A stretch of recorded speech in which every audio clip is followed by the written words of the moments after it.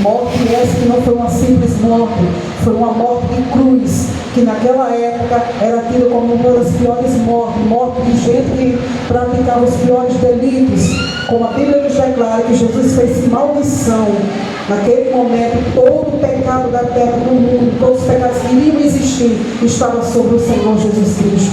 E essa situação se dava, e ele si próprio, ele nunca pecou, nunca provou mulher, nunca fez coisas erradas, ele era simplesmente santo, apesar de ser 100% homem, como aqui foi dito, mas ele não pecou. E todo o pecado, o meu pecado, que hoje eu prego, isso é muito interessante, porque quando eu era criança eu não entendia isso. Como é que Jesus morreu por mim se naquela época não existia? Só que Deus já sabia de tudo que iria acontecer. E se eu não tivesse, se ele não tivesse pago esse alto preço, preço de cruz, preço de sangue, nós não estaríamos aqui nessa noite. Esse mundo não estaria vivendo da forma que está. Não que Deus queira que o mundo fosse da forma que está, sem ordem, sem decência, sem amor, porque o amor mesmo em si foi simplesmente suspenso da terra. As pessoas já não têm mais amor. Só que os cristãos que dizem que são cristãos, eu nem falo essa história de homem e mulher de Deus, porque hoje está tão complicado, muito difícil. Eu prefiro dizer somos filhos de Deus ou então servos de Deus, porque os que mais se intitulam como homem de Deus para Deus são os que mais fazem coisas erradas. São por essas pessoas que saem pessoas da igreja totalmente feridas, e é por isso que hoje nós temos os cultos, as igrejas, os templos evangélicos da forma que está aqui hoje, porque homens de Deus, mulheres de Deus estavam lá pregando o evangelho muitas das vezes, não por amor como Jesus tem por nós, mas sim pelo dinheiro, pela luxúria, pelo status, porque hoje vale muito mais o status do que estar com Jesus ou ter Jesus na sua vida. Então, a igreja do Senhor, a maior coisa, o maior dom que uma pessoa pode ter nessa terra, principalmente nos dias de hoje, se chama o amor, que está tão escrito. Eu não me preocupo com dons de profecia, de línguas estranhas, não me preocupo com nada disso. Mas se tem um dom que eu preciso ter na minha vida, se chama dom do amor, que é um dom tão exclusivo. A gente não vê pessoas, a gente não vê pessoas pedindo para ter o dom do amor. Senhor, me ensina a amar, me ensina a amar, porque quando a gente ama, quando você entende o plano de salvação de Deus, quando você é cheio do amor de Deus, você entende que você é amado por Ele. E as pessoas esquecem disso, que Jesus Cristo simplesmente não morreu na cruz e ali foi embora, e você vive aqui, faça e aconteça o que quer acontecer. Não, nosso Deus, Ele continua cuidando de mim e de você, debaixo do seu grande amor. Agora deixa eu perguntar uma coisa para você, responda para você e para Deus. Você se sente amado por Deus? Não precisa dizer para mim, não estou recriminando, mas porque deu glória. Mas tem pessoas que não sentem esse amor, e isso é justamente no meio dos cristãos.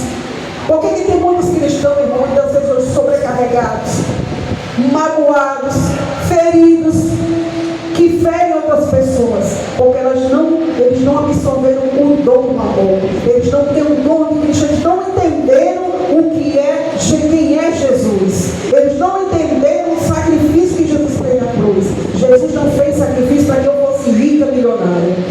Jesus não fez sacrifício na cruz para que você tenha status. Jesus não fez sacrifício na cruz para que eu tenha um WhatsApp, um Facebook, uma rede social estampada de seguidores. Jesus fez um sacrifício para que eu tenha vida eterna, coisa que hoje nós não estamos mais valorizando, porque quando nós aceitamos Jesus anos atrás, qual era o plano que a nós era oferecido? Jesus salva, Jesus cura, Jesus batiza, prepara o homem e leva para o céu. Hoje muitas das pessoas que vêm para Jesus vai te dar uma riqueza, vai te dar uma chave de carro. Não é pecado, irmãos. Deus é Deus de riqueza, Ele é o dono do ouro e da prata, mas o principal alvo de Deus é a nossa salvação. É a nossa salvação. E quando se fala em salvação, se lembra da cruz. E quando se fala em cruz, também se lembra de uma coisa chamada santificação. Será que eu tenho que ter uma vida de santidade? Eu não tenho que ter uma vida de santidade para ser salva.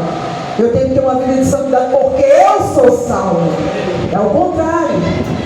Porque nada compra a salvação, porque a salvação ela é de graça. Graças a Deus pela graça. Porque se fosse pelas obras, meu pastor, o que tinha de gente se matando, eu duvido essa igreja não estava cheia. Porque se fosse por obras, o que tinha de irmão se matando pelo microfone já acontece. O que tinha de irmão se matando pelo microfone, pela cadeira, irmão, era cadeirado até mais horas. E irmão, mas graças a Deus que a salvação, nada disso conta. Tudo isso vai contar para o galardão, mas salvação é totalmente diferente. Às vezes você vê um irmão muito abençoado financeiramente, aí você pode até dizer, mas esse irmão é cheio de Deus, ele é abençoado, ele tem riqueza. Não confunda. Deus pode até abençoar, porque a pessoa trabalha, a pessoa se esforça, e Deus é justo juiz, tanto chove para os bons quanto para os maus. Porém, a salvação e a santidade é outra coisa totalmente diferente. Eu posso ter uma vida muito abençoada, e eu creio, recebo em nome de Jesus. Mas talvez eu esteja longe de Deus, porque a minha maior riqueza não é a presença de Deus, não é ter Deus comigo, mas sim a riqueza da terra. Separada de Deus, Deus lá e eu cá. E eu posso não ter nada na vida e ser cheio de Deus e não ter riqueza da terra. Então não confunda as coisas. E nessa noite, em nome de Jesus, entenda isso, que a maior riqueza que um cristão, que uma pessoa nessa terra pode ter, chama-se o amor de Deus. Você se sente amado por Deus.